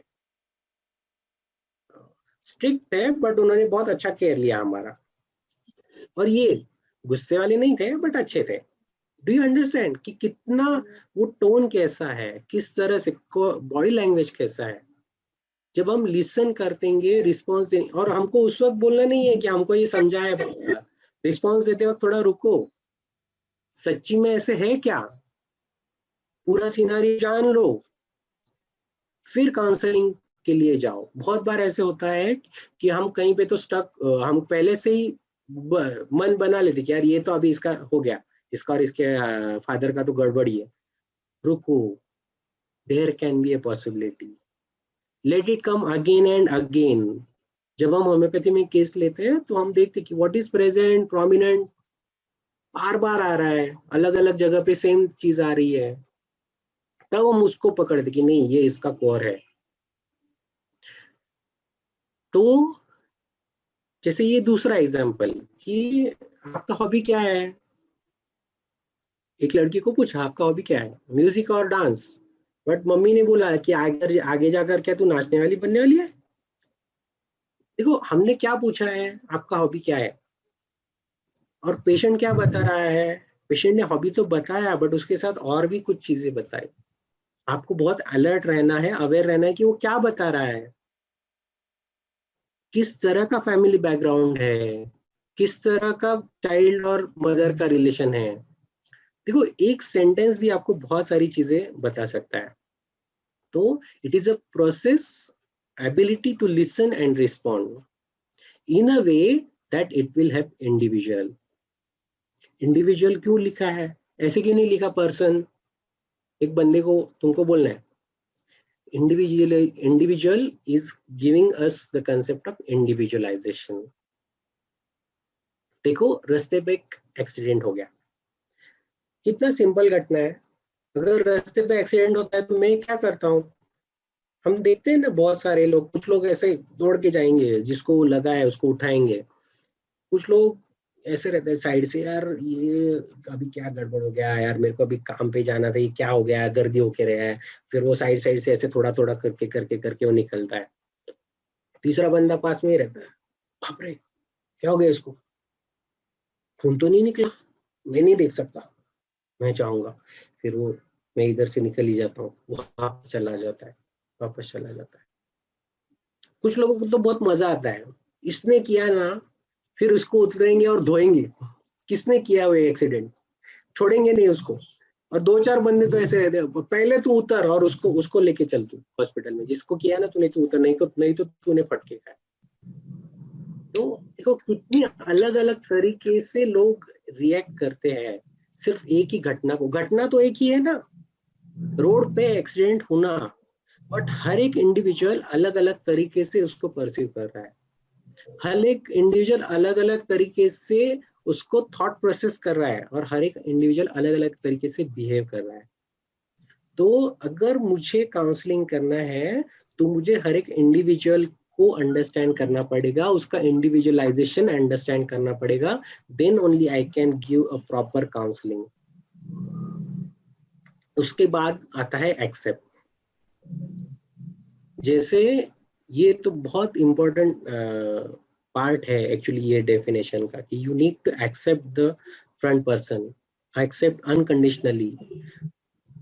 कार्ल राजर बोलता है ना, अनकंडीशनल पॉजिटिव रिगार्ड, एक्सेप्ट करना वो, बट इतना इजी है क्या?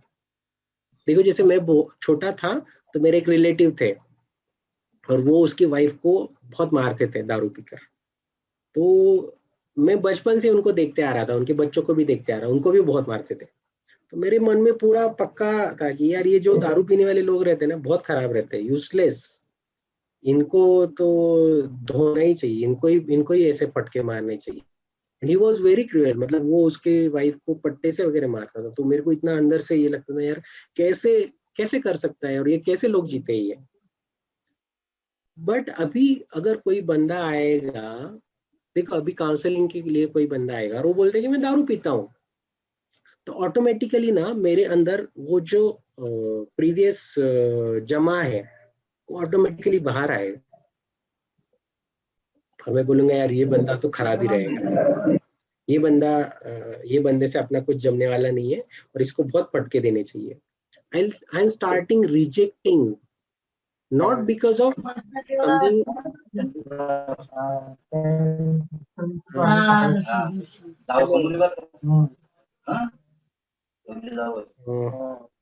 हेलो, आवाज येतोय कोणाचा तरी? तो ये जो बंदा अगर आप आएगा और अभी शुरू करेगा वो उसका बात करना, और वो बोलेगा कि यार मैं दारू पीता हूँ, मेरे को पीना पड़ता है, तो उसको अगर पेन है, उसको कोई दिक्कत है, उसका कोई तो मेजर लॉस हुआ है, तो I am not in able to position to receive that pain, क्योंकि मैंने अंदर से उसको ऑलरेडी रिजेक्ट करना शुरू किया है कि तू दारू पीने वाला बंदा है, कोई दारू नहीं पीता है, कुछ भी हो जाए तो दारू पीना क्या सही बात है क्या? तू दारू पी रहा है और फिर मेरे को बता रहा है कि मैंने ऐसे किया वैसे किया, just get lost from here. और उसने फिर भी बोला उसका, तो हम बोलेंगे तू ऐसा कैसे किया, और हमारा पूरा काउंसलिंग अलग तरीके से हो जाएगा। Then we are not responding, we are just reacting to my earlier experiences. कोई बंदा है जो अपने पिता को गाली देता है, ऐसे बंदा आपके सामने आकर बैठा है और वो बोल रहा है कि मेरा XYZ, उसको मैंने, और ये डैश डैश डैश है, और उसको कुछ समझता नहीं है, ऐसे वैसे पूरा हम हमारे सामने बात कर रहे हैं। हम, मेरे अंदर मेरे पिताजी का इमेज बहुत अच्छा है, कोई बंदा उसके पिताजी को अगर गाली देगा तो मेरे सामने मैं उसका पेन रिसीव कर पाऊंगा क्या? क्यों ऐसे वो बोल रहा है? मैं उसको टाइम भी दूंगा, मैं उसको खुले दिल से सुन पाऊंगा क्या? देखो, तो ये जो बातें हैं ना, being unprejudiced, being we have to accept them, they are really really important, and use this information to solve their own problems. ये बहुत इंपॉर्टेंट है। हम उनके प्रॉब्लम सॉल्व नहीं करते हैं, हम उनको सिर्फ हेल्प करते हैं, फैसिलिटेट करते हैं। क्योंकि आज आप उसका प्रॉब्लम सॉल्व करोगे, क्या हर प्रॉब्लम आप उसका प्रॉब्लम आप सॉल्व कर सकते हो क्या? उसको इंडिपेंडेंस चाहिए, उसको इंडिपेंडेंटली खुद के बलबूते पे खड़ा रहना चाहिए। तो ही हम कुछ तो कर सकते हैं, तो ही वो बंदे का आगे जाकर अच्छे से इम्प्रूवमेंट हो सकता है। They need to take their own responsibility of their own life. No one else can take responsibility of their own life and attain their potential. देखो अगेन ये वर्ड आया, बहुत वापस ये वर्ड आ रहा है ना, पोटेंशियल। और हमने उसके ऊपर बात किया कि highest level of functioning, purpose of existence क्या है। अगर एक बीज है, उससे एक पेड़ बनने वाला था, उसके पेड़ से और 1000 बीज बनने वाले थे, उससे और 1000 पेड़ बनने वाले थे। तो देखो वो एक सीड में कितना पोटेंशियल छुपा हुआ है। तो आप में जो पोटेंशियल छुपा हुआ है, मेरे खुद में जो पोटेंशियल छुपा हुआ है, क्या मैं उसको जस्टिस दे पाऊंगा, या मैं इसको सच्ची में, या आपके पेशेंट में, आपके क्लाइंट में जो पोटेंशियल है, मैं क्या उसको जस्टिस दे पाऊंगा, मैं क्या उसको उसके पोटेंशियल तक लेकर जा पाऊंगा। भले उसको वो एक अच्छा एडमिनिस्ट्रेटर बने, एक अच्छा लीडर बने, क्या मैं उसको हेल्प कर रहा हूँ। देखो काउंसलिंग मतलब सलाह देना इतना सिंपल नहीं है, बट इतना डिफिकल्ट भी नहीं है। काउंसलिंग में अगर आप ये कुछ चीजें अच्छे से समझोगे, तो you can definitely give a very good advice or very good counseling to anybody if you can understand all these things. We'll take short 1 or 2 cases and then चलो जितना आज के केसेस है उसमें हम थोड़ा सा ले सकते हैं। तो काउंसलिंग का प्रोसेस एक्चुअली अ 2-वे प्रोसेस, जहाँ पे हम और क्लाइंट हमेशा साथ साथ चलते हैं। क्लाइंट हमको बहुत सारी चीजें सिखाता है, क्लाइंट हमको हमारे अवेयरनेस के लेवल पर लाने के लिए बहुत मदद करता है। जैसे हम क्लाइंट को सिर्फ मदद नहीं करते, क्लाइंट भी हमको बहुत सारा हेल्प करता है। And that is why we have to be मतलब इसलिए ये प्रोसेस आप सच्ची में एंजॉय कर सकते हैं काउंसलिंग का, क्योंकि इसमें आपका खुद का भी प्रोग्रेस होता रहता है। तो we will start with the first case. चलो फर्स्ट एक शॉर्ट केस लेते हैं और एक हम बड़ा केस लेते हैं। एक्चुअली काफी सारी केसेस है, we can take it in detail some little later part, but अभी के हिसाब से तो एक शॉर्ट केस लेते हैं, एक बड़ा केस लेते हैं। तो this is a 70-year male. He came with a bunch of the reports. He came with a bunch of the reports. उसके पास ऐसे एक पूरा फाइल था कि ये सब करके लेके आया हूँ मैं और मुझे देखो। तो 7-8 डॉक्टर्स के प्रिस्क्रिप्शन थे ये पिछले 8-10 महीने में, और 5 महीने से तो वो अच्छे से खाना भी नहीं खा पा रहा था। और डीएम गैस्ट्रोएंटेरोलॉजिस्ट मतलब एमडी के आगे जो रहते हैं, वो डीएम गैस्ट्रोएंटेरोलॉजिस्ट का भी उसने दवाई लिया था, ये लिया था, और not in a very good state. तो वेट लॉस भी हुआ था, क्रॉनिक जेआई कंप्लेंट्स थे, और उसके साथ पाइल्स, एसिडिटी के काफी सालों से कंप्लेंट थे उसको, डायबिटीज भी था 10-11 साल से, अभी का शुगर लेवल भी दिया है मैंने। तो ये बंदे का इंटरेक्शन में बोलता हूँ। तो बंदा आया और उसने ऐसे मेरे सामने ऐसे एक एक्चुअली मेरे क्लिनिक में ना सामने ऐसे एक बैठने के लिए मतलब कुर्सियां नहीं है, ऐसे एक सोफा बनाया हुआ है छोटा सा। तो वहां पे वो बैठा, और बैठते वक्त ऐसे मस्त ऐसे पूरा गांव का जैसे आदमी रहता है ना, पैजामा, वाइट शर्ट और वाइट पैजामा पहन कर आया था, ऐसे टीला बिला था, ऐसे थोड़ी देर पहले ऐसे तंबाकू वगैरह खाया रहेगा, ऐसे थोड़ा सा दिख रहा था उसके, इससे टीला था, और आकर बैठा है और ऐसे मस्त मांडी डाल के बैठा ऊपर, और बात करना शुरू किया कि सर मेरे को ऐसे ऐसे दिक्कत है, मैंने इधर दिखाया उधर दिखाया, ये उसका फाइल है, आप देख लो और मेरे को बोलो क्या करना है। फिर कुछ चीजें मैंने उसको पूछी तो उसमें पता चला कि ये थोड़ा इसका पॉलिटिकल बैकग्राउंड है, और वो सेल्फ मेड बंदा था एकदम, मतलब पूरा गरीबी से वो ऊपर आया था। जब शुरुआत किया तो एकदम फार्मर था, और अभी पुणे के एक अच्छे लोकेलिटी में उसके कम से कम आज 10-12 शॉप्स है, अभी वो काफी आगे चला गया है। तो इस तरह से उसका थोड़ा बैकग्राउंड था। और फिर उसने बोला कि डॉक्टर साहब ये अभी मेरे को तुम ये गोली ना एक ही बार दो, मैं इससे ज्यादा नहीं ले सकता। और जब मैंने देखा ना, तो मैंने ये पूछा कि ये गोली क्या किया, इसका क्या किया था। ये मैंने बंद कर दिया। मैंने डॉक्टर से पूछा पूछ कर किया क्या, नहीं। अब मैंने खुद के ऊपर ही मतलब खुद ही डिसाइड किया मैंने कि इससे मेरे को कुछ फायदा नहीं हो रहा है, तो मैंने बंद कर दिया। तो this is a simple scenario. Okay, ये पहले 15-20 मिनट का सिनारियो रहेगा। कुछ चीजें मैंने बाद में हुई भी इसमें ऐड किया है कि उसका सन कई बार उसका दवाई लेने के लिए आता था, क्योंकि अभी कोविड था तो वो खुद नहीं आ पाते थे, तो उनका लड़का यहाँ से फोन करता था उनको और मेरे से बात करने के लिए देता था, और फिर वो दवाई लेकर जाता था। तो उसके लड़के ने उसका नाम ना हिटलर करके सेव करके लिखा था। तो चलो, अभी ये मुझे बाद में पता चला, बट एक्चुअली ये उसका ओवरऑल लुक है। उसके हिसाब से उसका सन बहुत ही लेजी पर्सन है, कभी काम पे समय पे नहीं जाता, 9-10 बजे उठता है फिर चला जाता है, हाँ शॉप पे भी का ऐसे नहीं करता है, और घर में उनका जो ये है वो उनका ही चलता है। तो अभी how will you go ahead with this case?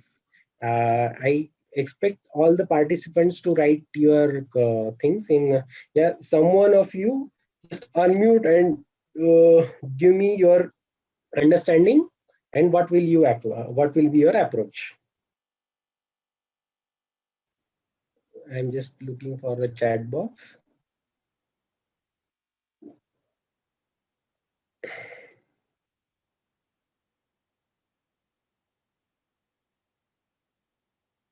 Hello, आपको स्क्रीन दिख रहा है क्या?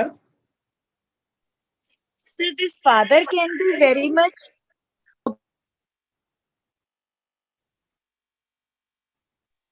This son is very much lazy. हाँ,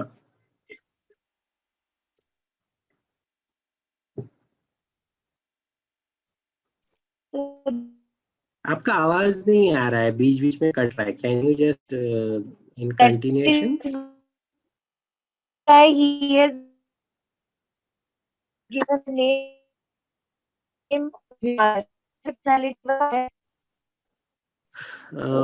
Actually, I am unable to hear you thoroughly. Can you write down in the chat box?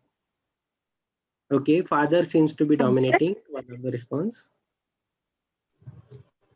Hello. हाँ, Yes, doctor. Father seems to dominate. pardon? Hear me? हाँ, हाँ. According to my understanding से फिर वो अभी थोड़ा सा सेटल हुआ है, तो आई थिंक वो हार्ड वर्किंग तो है, पर जिस तरह आप हाँ,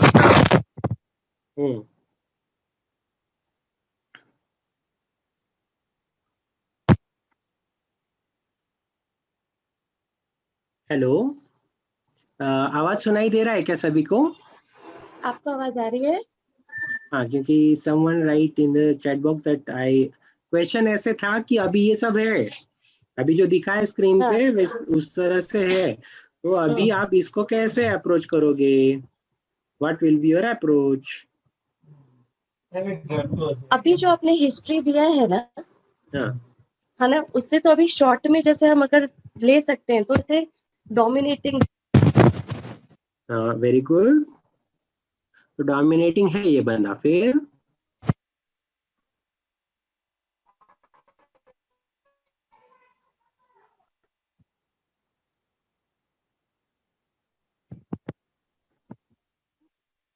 हेलो,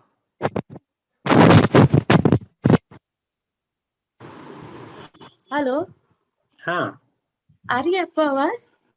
आ रही है, बट बोलिए, आप पूरा बोलिए, पूरा कंप्लीट कीजिए, ठीक है है? ना, राइट। तो जैसे ये डिमांडिंग भी है प्लस इगोस्टिक भी है, हाँ, पॉलिटिकल बैकग्राउंड भी है, सो ये फॉल्स ईगो भी हो सकता है बिकॉज उसका पॉलिटिकल बैकग्राउंड भी है, राइट। एंड उसका ओके, सन उसका सुनता नहीं है, हम्म, बराबर। तो ये डोमिनेटिंग है, तो उसके अपने सन के लिए उसको डेक्सेशन भी होगा ऑफ कोर्स, क्योंकि वो एंगर इश्यूज भी होंगे, इसीलिए उसे एसिडिटी और सब प्रॉब्लम भी है अगर उसे एंड बस। ओके, और जैसे वेरी आप, गुड। राइट, तो अगर हम इसे केस को प्रॉपरली सॉल्व करना है हमें, तो थोड़े हमें डिस्पोजिशनल क्वालिटीज मिले हैं, बट और इन डेप्थ जाके मुझे ऐसा लगता है कि हमें पूछना चाहिए उसे और रिगार्डिंग इस सन के साथ में उसका क्या इश्यूज है, अभी उसे जो तकलीफ हो रही है और अभी उसका जो करंट सिनेरियो है, अभी उसका क्या प्रेजेंट स्टेट है, Okay, फिर how will you accordingly start? लेके I'm just interrupting you. How will you Yes. start? Hello हाँ, how will you start? सी, हम जस्ट ऐसे पूछ सकते हैं उसे नॉर्मली ये कंप्लेंट्स अभी उसको कब से है, राइट हाँ, हाँ, राइट, फिर हम उसके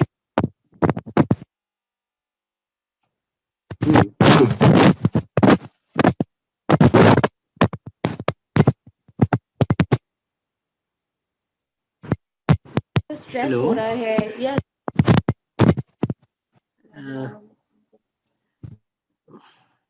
ठीक है। एक्चुअली आप चैट बॉक्स में ही लिखिए, अगर अगर नहीं इतना कंफर्टेबल, तो better I think you can write in chat box. That will be little better so that I can see. Anyone else is having any another suggestion?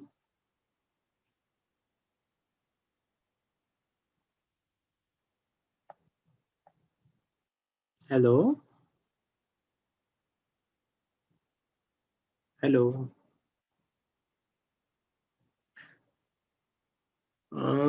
Hello, I think I should go ahead क्योंकि काफी देर हो गया है. तो देखो, ये case में क्या इम्पोर्टेंट था. I start with this case. सुनाई दे रहा है सबको? Hello, can everybody listen? yes sir. हो सर, हाँ आ रही आवाज। हाँ, तो how to start such a case. देखो, कैसे कोई बंदा अगर आपके पास आता है और वो उसके दुख में है, रो रहा है, शाय है, टिमिड है, तो उसके साथ बहुत बार बहुत सारे लोगों को रैपो बनाने में इतना दिक्कत नहीं आता है. बट जब कोई बंदा आता है और वो अपना एक ऑरा उसके साथ लेके आता है, डोमिनेटिंग रहता है, उसके 10 जगह पे पहचान रहती है, वो पॉलिटिकली है, तो वो एक तरह से उसके साथ जब आपको रैपो बनाना है ना, तो वो बहुत इंपॉर्टेंट रहता है. तो आई स्टार्ट, देखो ये पहले 5 मिनट का इंटरेक्शन हुआ, तो I just started with this. मैंने उनको बोला कि दादा, better what you do, you sit in my chair and let you decide for yourself what do you want to do. You don't need me. देखो ये कितना सिंपल इंटरेक्शन था. और विदाउट देखो, यहाँ पे टोन, बॉडी लैंग्वेज सब बहुत इंपॉर्टेंट रहता है, बट उससे ज्यादा इंपॉर्टेंट क्या रहता है कि to establish the authority, who is going to deal who. देखो, आप मुझे गाइड करोगे तो ठीक है, आपको ही दिक्कत होने वाला है. आप आपके मन से करोगे तो ये आगे नहीं जाने वाला. मैंने तो उनके बोला कि मैं बोलूंगा और आप दवाई नहीं लोगे तो अगली बार से आना मत. आपका और मेरा यहाँ तक ही साथ था, आज दवाई दिया, अगली बार से आना नहीं. तो होम्योपैथी में हम जिसको बोलते हैं कि सिमिलिया सिमिलिबस क्यूरेंडर, जैसे वो अगर डोमिनेटिंग है, ठीक है, आप डोमिनेटिंग हो, आपने बहुत अच्छा किया है, आपका ये भी बहुत अच्छा रहेगा overall performance, but you cannot be dominating here because I want to treat you, and if you let me treat thoroughly, if you receive thoroughly, then only I can give my advice, then only I can give you medicine. तो देखो, एक simple चीज में rapport कैसे develop करता है, ये हमको ये कैसे सीखने को मिल सकता है. रैपो मतलब क्या exactly? A close and harmonious relationship in which the people और groups concern understand each others feelings और आइडियाज एंड कम्युनिकेट वेल. देखो, उसका क्या कंसर्न है, मेरे को अच्छे से ठीक करो. देखो, अगर वो डोमिनेट करके आपको पूरा बोल दिया कि ये करना है, तो आप उसको अपने मन से, या आप खुद कुछ भी एडवाइस करो, वो खुद के मन से ही चलने वाला है वो बंदा. वहां पे आपको डेफिनेटली ये देखना है कि आप किस तरह से आपका रैपो एस्टेब्लिश करते हो और आगे जाते हो. तो ये चीज से आपको आपका अप्रोच पता चलेगा कि ये केसेस में इस तरह से आप अप्रोच ले सकते हैं. देखो, an number of approaches you can take, but ये एक अप्रोच है कि जिससे वो बंदा सेट हुआ, आगे जाके उसका काफी सारा कंप्लेंट्स भी रिलीव हो गया. बट जो स्टार्टिंग ये 5 मिनट से ना, कि here I am the authority, you cannot be the authority here. ठीक है, so we will go with the next case. This will be the last case for today's session and then we will finish. So this is a case of 24-year female. She is doing job in IT. Previously, she used to live in Mumbai. But since a month और एक डेढ़ महीने से वो यहाँ पे पुणे में आए थे उनके रिलेटिव्स के यहाँ पे. तो उनकी जो रिलेटिव्स है, मतलब उनकी जो सिस्टर इन लॉ है, उन्होंने फोर्सफुली उनको सेंड किया था कि जा और तू दवाई लेके आ इनसे. तो she is smart looking girl, 23-24 years old. पहले तो वो आने के बाद बोला कि मेरे चेहरे पे ऐसे पैचेस हैं, ऐसे बचपन में थे, अभी पे कुछ 6 महीने से वापस आने लगे हैं, तो मेरे को दवाई चाहिए वो. I started कि क्या हुआ क्या नहीं. Then she said कि उसके पूरे जब हिस्ट्री लिया तो हमको ये चीजें पता चली कि जब मम्मी जब बहुत छोटे थे तभी गुजर गए थे. She has one Elder sister, तो उसका भी कुछ महीने पहले ही शादी हुआ है, 3-4 महीने पहले शादी हुआ है उसका. और फादर जब मम्मी गई तो उसके कुछ सालों के बाद फादर ने अलग से शादी किया है दूसरा. इसका और फादर का बिल्कुल नहीं जमता है. और he said कि we both have totally different opinions about every small things, every and other thing. तो ये जो बंदी है वो भी देन शी लर्न, उसकी सिस्टर ने उसको काफी ये किया. और इम्पोर्टेंट चीज उसने एक बताया कि रिसेंटली उसका ब्रेकअप हुआ है and she started crying. That boy ditched her. she was very sad, lonely from that. और उसने बोला कि वो जाने के बाद मेरा लाइफ एकदम खत्म हो गया, उसने मेरा लाइफ बहुत मिजरेबल कर दिया, मैं कुछ सोच ही नहीं सकती. तो पिछले कुछ महीनों से she can't even sleep, she can't even sleep thoroughly. और कैसे था, पहले उसकी सिस्टर उसके साथ रहती थी, बट अभी कैसे हुआ है कि सिस्टर मैरिड होने के बाद तो वो अकेले ही वो फ्लैट में रह रही है, जो उनके फ्लैट था उसमें. पहले सब अभी उसमें तो पहले भी वो करती थी थोड़ा बहुत, एक हाथ दूसरा बार होता था पहले महीने में, बट अभी तो now she is 7 to 8 cigarettes पर she started smoking. And she is from higher middle class और higher class we can say. तो उसके चाइल्ड एज ए चाइल्ड उसके कुछ फियर्स थे और अभी भी वो प्रोमिनेंट है, मतलब ब्लड का उसको काफी फियर था, वो देख नहीं सकती है. इवन अभी भी कोई स्कार वगैरह ऐसे दिखा स्किन पे तो शी फील लाइक या I don't show me. I'm very uncomfortable with that. As a child, she was scared of insects, ghosts, and many things as a child. Okay, feels that she is on her own now and can't expect her sister to be take care of her anymore. Now, actually, she is unable to sleep for many days. तो वो पूरा ऐसे आँख भी ऐसे पूरा ये हो गया था, आँख के नीचे काला काला हो गया था. रात भर जगती थी. अभी उसको भी 3-4 महीने, मतलब ये 6 महीने पहले एक्सपेक्टेड उसके हस्बैंड का उसके बॉयफ्रेंड का ब्रेकअप हुआ था और अभी वो ये सब इससे जा रही थी. कड़ल सोते वक्त भी उसको ऐसे पिलो चाहिए था, उसको ऐसे कड़ल करके ही वो सोती थी. बट रात को उसको लाइट चालू रखना मस्त था. अगर डार्कनेस रहे तो फिर वो घबरा के उठ जाना या ऐसे फील होना कि कोई तो मेरी छाती पे बैठा है, आई कांट, मतलब मेरे को सांस लेने में थोड़ा दिक्कत हो रहा है, या कोई तो ऐसे कर्टन के पीछे है. स्केरी ड्रीम्स आते थे उसको, कोई तो फॉलो कर रहा है मुझे, या जो आईटी में वो काम करती है कि वहां पे मेरा काम है बट वो फिनिश ही नहीं हो रहा. Actually she took leave for last 1.5 month and she came to Pune only to take rest only.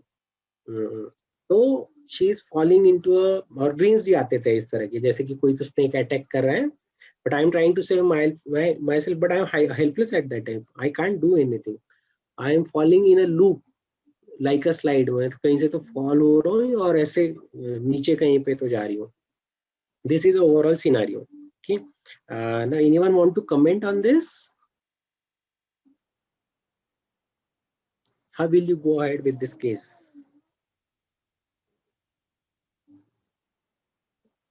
Anyone can unmute and talk.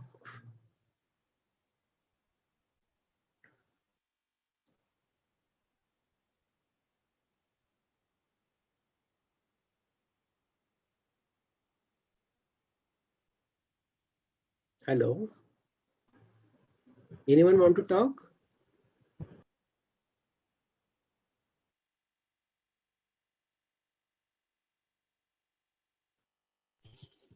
Hello. हाँ सी डॉक्टर, आई थिंक कि बहुत ही टिमिड, fearful चाइल्ड रही है पहले से ही, नॉट नाउ, पहले से ही, जैसे आप बता रहे कि वो घास वास भी नहीं देख सकती थी एंड ऑल, राइट, एंड अभी उसके लाइफ में थोड़े ऐसे सिचुएशंस आए हैं that has given her pain, right, and currently she is in pain and fear. तो मुझे ऐसा लगता है ये केस में हम ऐसे अप्रोच कर सकते हैं कि हम उसे एक लिसनिंग ईयर दे सकते हैं, एम्पैथेटिकली, नॉट सिंपैथेटिकली, एम्पैथेटिकली हम वेरी उसे नाइस। सुन के उसका सिचुएशन समझ के, एंड मुझे लगता है स्लोली उसे काउंसलिंग करना पड़ेगा, gradually this will go, because इसका एक नेचर है, she is very shy and timid, suddenly हम अगर सोचेंगे and she will become bold, ऐसा नहीं होगा, it will take very time and we will also have to go very gradually with her, very patiently and gradually उसको empathetically समझ के, उसका जो भी है ना उसके points उसको realize करके, थोड़ा हमें उसे insight भी देना पड़ेगा कि what is her problem also, because now she has gone to smoking and all, right? तो एक तरह से हम देखें तो वो ओरल स्टेज फिक्सेशन में भी जा रही है, जहाँ उसे कडलिंग और सब चाहिए, तो accordingly we have to think, and मुझे लगता है कि हमें ये केस में काफी पेशेंस के साथ जाना पड़ेगा, वी कैन नॉट ऐसे रन नहीं कर सकते हम इसमें कि हम सोचेंगे कि फटाफट हो जाएगा, ऐसा नहीं होगा, that is my point of view. Okay, very nice, Dr. Gurpreet. Anyone else who can who want to talk and give inputs on this?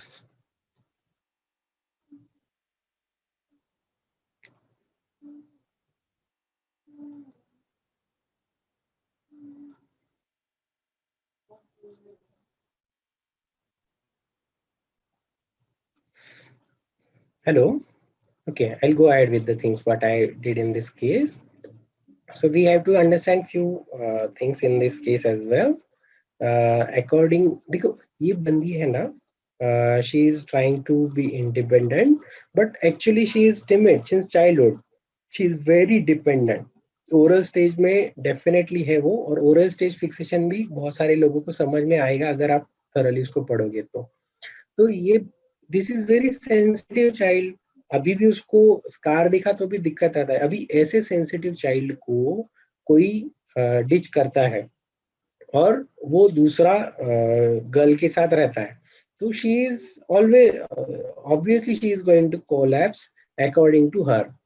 तो इस बट अभी उसका क्या कंसेप्ट है कि मैं हेल्पलेस हूँ। यूजुअली कैसे होता है डिप्रेशन में, केसेस में वी ट्राई, देखो लाइफ को ना हम दो चीजों में बांट देते हैं, एक तो ब्लैक और व्हाइट। मतलब कोई बंदा अगर अच्छा है तो वो पूरी तरह से अच्छा है, या कोई बंदा बुरा है तो पूरी तरह से बंदा है, but actually it is not like that. देखो कोई भी बंदे में, भले वो आप रहे हो या मैं रहो, उसमें कुछ अच्छी चीजें रहेंगी, कुछ बुरी चीजें रहेंगी, या it is a mixture actually. So life is always gray. Life is always gray. So when we go ahead with this, we have to, देखो ये बंदी को जब हम ये समझाएंगे कि लाइफ पूरी तरह से ब्लैक एंड व्हाइट नहीं होने वाला है, उसमें कुछ अच्छा कुछ बुरा होने वाला है। every dark cloud has a silver lining. तो इस सब के लिए कौन रिस्पॉन्सिबल है? Who is responsible for all this? Usually कैसे होता है, कोई भी मिस्टेक हुआ ना तो दूसरों को ब्लेम करने के लिए हम रेडी रहते हैं।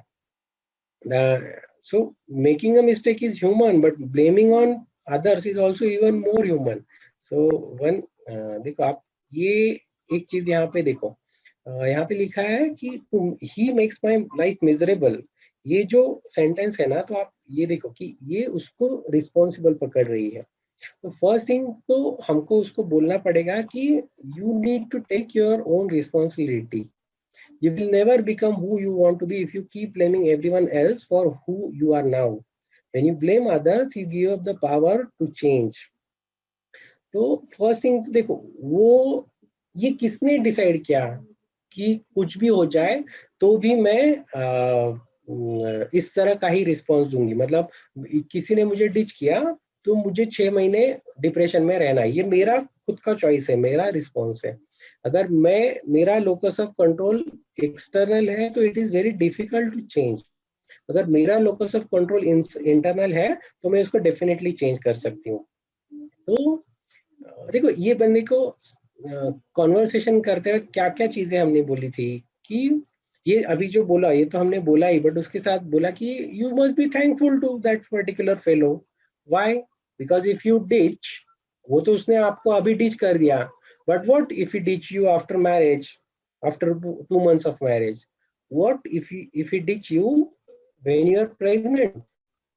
What if he teach you when you are a mother of 2 children? वो छोड़ के चला जाता था, तब क्या करते थे? Now at least you are having a chance, and you must be thankful कि आप मेरी जिंदगी में आए और आपने मुझे सिखाया कि किस तरह के बंदे को नहीं चूज करना है। तो life is always like that, life teaches you in his own way. तो जिस तरह से हम ये उसको बोलना शुरू करेंगे, जब उसको एटीट्यूड चेंज करने के लिए हम उसको हेल्प करेंगे, तो ऑटोमेटिकली काउंसलिंग हेल्प करने लगेगा। With medicines also we can help, but also the attitude which we are trying to change.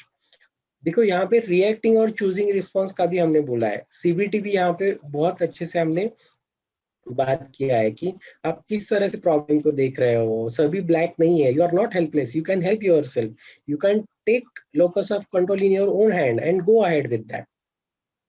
So if you are emotionally attached or too dependent, then you have to be little, take your time and just get spare, थोड़ा सा distance रखो, खुद को वापस से संभालो, खुद के होश में आओ और फिर करना शुरू करो। And she came out of that very nicely. I think within a next 15-20 days she started interacting with others.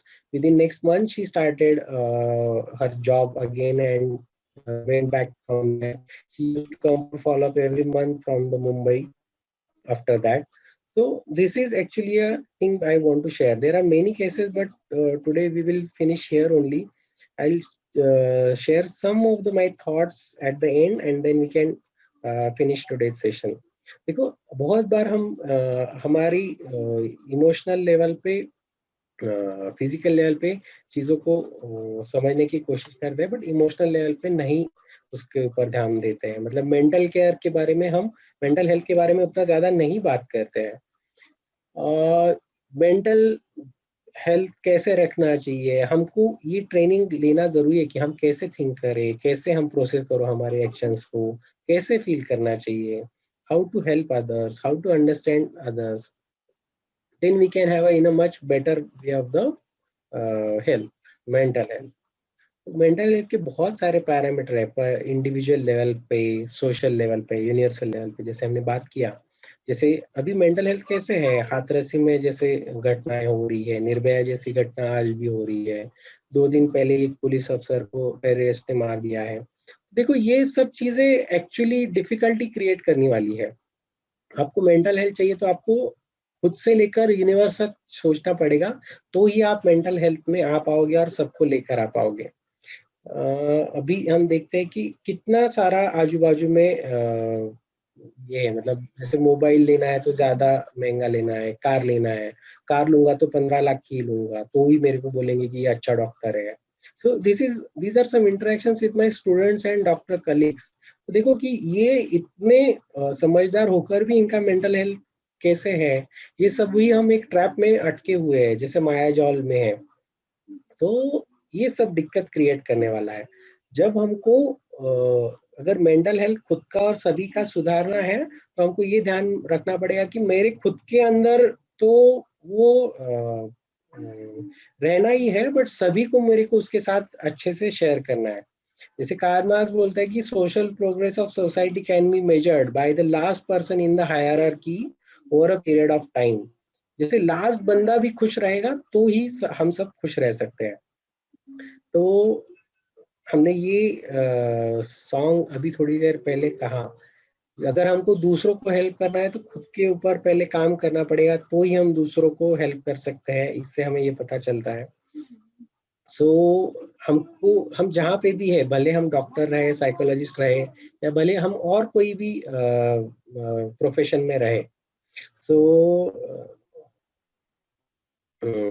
ये हमको सबके साथ ये सबको साथ लेकर चलना है। आपके अंदर जो जोत है वो सबको देकर चलना है। आप दूसरों को हेल्प करोगे तो वो और 10 लोगों को हेल्प करने वाले हैं।